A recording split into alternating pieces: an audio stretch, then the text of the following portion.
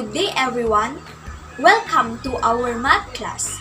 For today, I am your teacher, Teacher Renalyn, and you can call me Teacher Rena. And for today's video, our lesson for today is about experimental and theoretical probability. But before that, let us now proceed first for our learning outcomes. So at the end of the lesson, you should be able to first is to describe experimental and theoretical probability. Next is perform an experimental probability and record the result by listing. Record favorable outcomes in a simple experiment. Express the outcome in a simple experiments in words, symbols, tables, or graphs. Lastly is to solve the routine and non-routine problems involving experimental and theoretical probability. Now class, let us begin with our lesson opener. Her name was Lord G. Lord G throws a fair die. The question is, how likely her chance to get the prime number? Anyone? Okay, good to know because later we will answer that problem. I have a question to all of you class. Have you ever visited a fun fair or what we call feria? How about, have you experienced playing the roulette, balloon darts, ring toss, or battle toss? These are only few of the games that deal with the chances. Maybe some of you class will calculate how likely or unlikely your chances to win about these games, right? As it indicates how is it works in what we call probability in a real-world situation. Our lesson is all about the probability. When we say probability is the measure how likely the event will occur. The likelihood of an event that will be presented for what we called our probability line. As you can see class, it is our probability line. In our probability line, we have impossible and certain, and between impossible and certain, we have even chance. And below even chance, we have unlikely and likely. In our probability line, as you can see on the left side, we have impossible. When we say impossible event in probability, it is an impossible event which is we have a zero because it cannot occur in any situation. On the right side of our probability line, we have what we call certain. A certain event is an event that is sure to happen, as well as it is something with a probability of 1. And between impossible and certain, we have even chance. When we say even chance, it is an unpredictable phenomenon and it is also between unlikely and likely. If there is a chance that an event will happen, then its probability is between 0 and 1. Below unlikely, that is the example of unlikely, which is 1 in 6 chance. That is the die. And on the other hand, below likely, that is its example, which is the balls. 4 in 5 chance is likely to happen. Later on, we will have a further explanation about that. Please remember class, when we say probability, it is always between 0 and 1 unless the event is impossible or certain to happen. When we say 0 probability, it indicates that the event is impossible to happen. On the other hand, when we say perfect probability, it indicates that the event is certain to happen. Events with less than one-half probability or 50% chance are said to be unlikely to happen. And when we say more than one-half probability or 50% chance are said to be likely to happen. Did you understand, class? Okay, very good.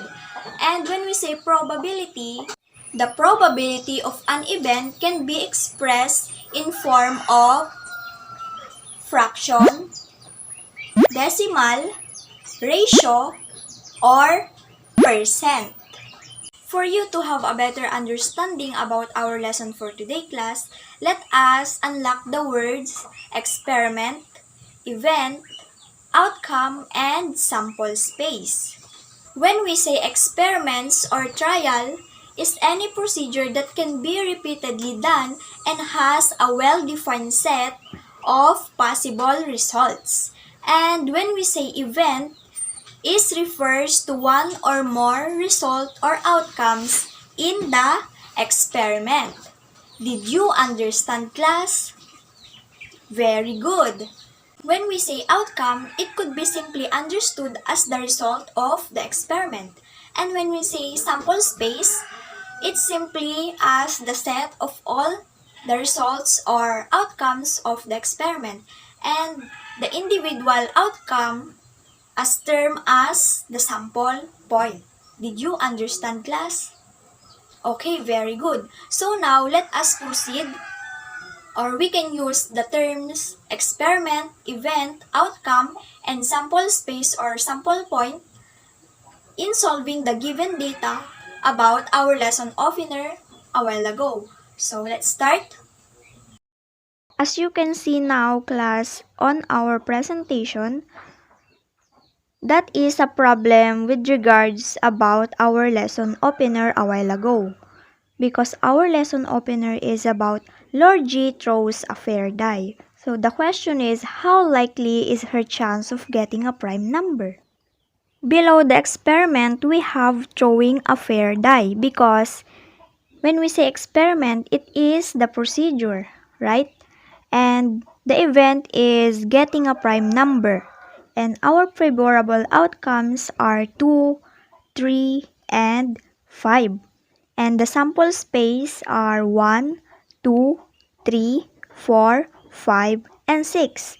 And the sample point, which is the individual outcome because Lord G is only one person, so the sample point is any of the 6 number. Example is 3. Here is the formula: probability, close and open parenthesis, event is equal to number of favorable outcomes over the total number of possible outcomes. And then probability, the event is getting a prime number, is equal to 3 over 6. And then we will get the lowest term of 3 over 6. And then we will think or find the largest number that divides both the numerator and the denominator, which is 3 is our numerator and the 6 is our denominator. We will divide both of the numerator and the denominator by that number, and that number is 3. And then we will get the answer 1/2. And then we will convert the fraction to a decimal. So we simply divide 1 divided by 2 is equal the answer. And that answer, we will multiply it by 100 to get the percent value. So the answer will be 50%. Therefore, if Lord G throws a fair die, 50% will likely her chance of getting the prime number. Now, let us differentiate what is the difference between experimental and theoretical probability. In experimental probability, the chance of something to happen is based on the actual result of experiment, and it is calculated during experiment, direct observation, experience, or practice. In theoretical probability, you don't actually conduct an experiment. For example, rolling a die or conducting a survey. Instead, you will use your knowledge about the situation, some logical reasoning, and are known as the formula to calculate the probability of an event happening. These are our formula in the experimental probability and theoretical probability. The formula in the experimental probability is P close and open parenthesis event is equal to number of times event occurs over the total number of trials, while the formula in the theoretical probability is probability close and open parenthesis event is equal number of favorable outcomes over the total number of possible outcomes. For you to have a better understanding about the experimental and theoretical probability, we have some examples for you. So this is the example number 1. The problem is Ivan flipped a fair coin 10 times and got 4 heads. What is the experimental probability of the coin landing on heads? We can find the experimental probability this way. P, close and open parenthesis, the heads, which is our event, is equal to number of times event occurs over the total number of trials. So that there were 4 flips that showed heads out of 10 flips attempted, right? So P, close and open parenthesis, the events, which is the heads, is equal to 4 over 10.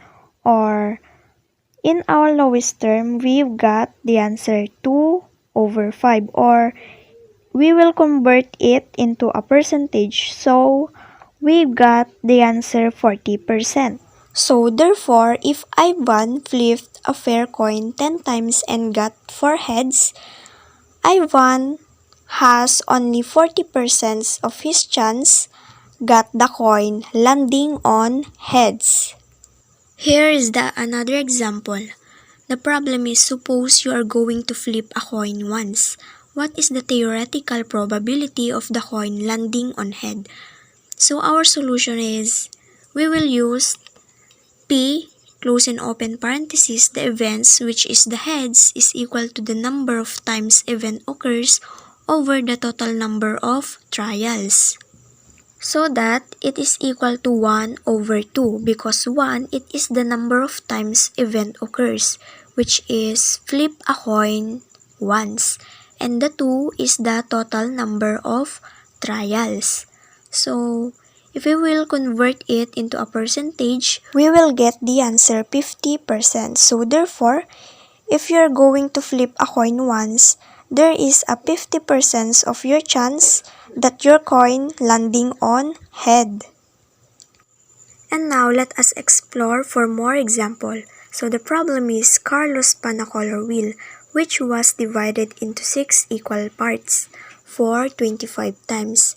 What results of the experiment are presented in the table below?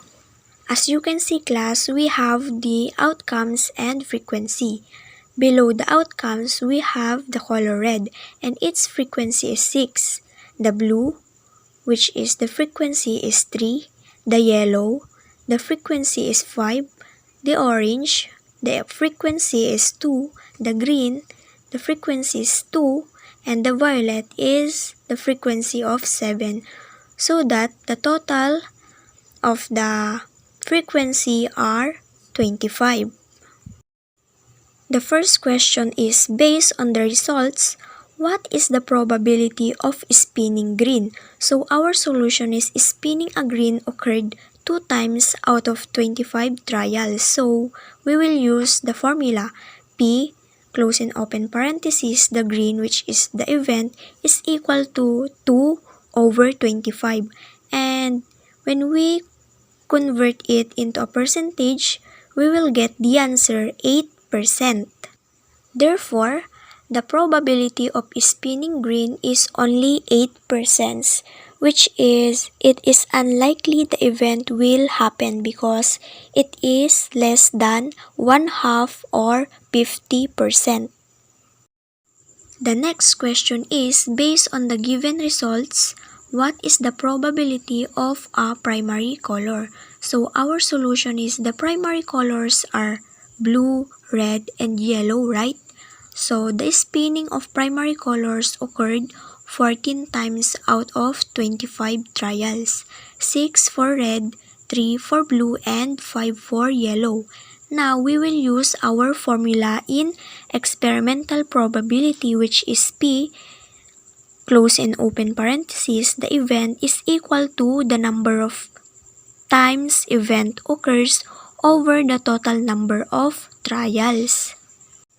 The probability of primary colors is equal to 6, which is for red, 3 for blue, and 5 for yellow over the total number of trials, which is 25 times, is equal to, we will add 6 plus 3 plus 5, so the answer will be 14 over 25, which is the total number of trials. And then, if we will convert it into a percentage, we will get the answer 56%. Therefore, the probability of a primary colors, which is red, blue, and yellow, is 56%, which is likely the event will happen. Let us now proceed for the next question. What is the theoretical probability of spinning a violet? So our solution is based on the given color wheel. There are 6 and one of these is violet. So we will use the formula. Probability or P, close and open parenthesis, the violet or the event is equal to 1 over 6 or 17%. 1 divided by 6 is equal the answer, and the answer we will multiply it by 100, and the answer for that is 17%. Therefore, the probability of an event happening, which is the probability of spinning a violet, is 17%. Here is another example. The problem is, Ricky has 5 letter cards and 2 cards number 1 and 2. He was to pick a card from the group of letter cards and another card, the set of number cards. What is the probability that the 2 cards Ricky has choose are composed of a vowel and an even number? As you can see, class, on the right side, we have the solution, and below this solution, we have the probability tree diagram. A, 1 and 2, B, 1 and 2, C, 1 and 2, D, 1 and 2, and E, 1 and 2. Among these, we have 10 possible outcomes. There is a 10 possible outcomes, and 2 contain a vowel and even number. And then P, which is the probability, close and open parenthesis, the event, which is the vowel and even number, is equal to 20%. Or, in order to convert percent to fraction, remove the percent symbol and divide it by 100. So, 20% to fraction is 20 over 100, which can be reduced to 2 over 10 or 1/5. Therefore, 20% or 1/5 is the probability that the 2 cards Ricky has choose are composed of a vowel and an even number. Now class, we have another example. Here's the problem. Father Abraham has 3 children. What is the probability that at least 2 of them are boys? We will use the theoretical probability formula, which is P, close and open, parenthesis, the event is equal to number of favorable outcomes over the total number of possible outcomes. So that P, close and open parenthesis, the event, which is at least 2 boys among the 3 children. The 3 children is composed of eldest, middle child, and the youngest. And based on the given table, as you can see, there are 8 possible outcomes. We only have to determine which of them is consisting of at least 2 boys. The phrase at least 2 boys means that they could be all boys or one of them is a girl. So we have 4 favorable outcomes out of 8 possible outcomes.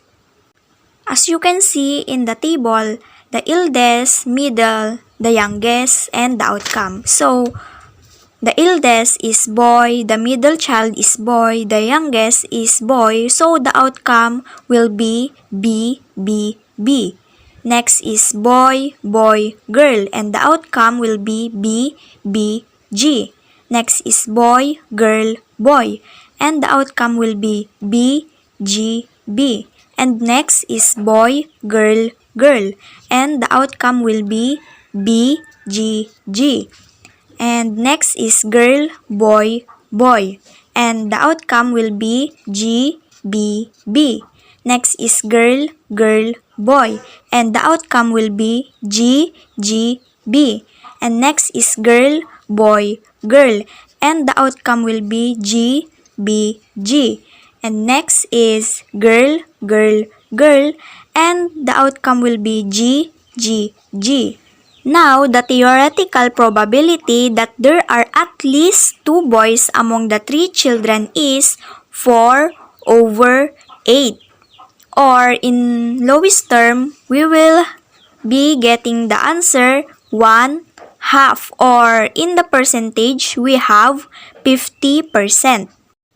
So therefore, Father Abraham has 3 children and 50% of the probability that at least 2 of them are boys. And now class, that's all our lesson for today about experimental and theoretical probability. Thank you for listening. See you next meeting.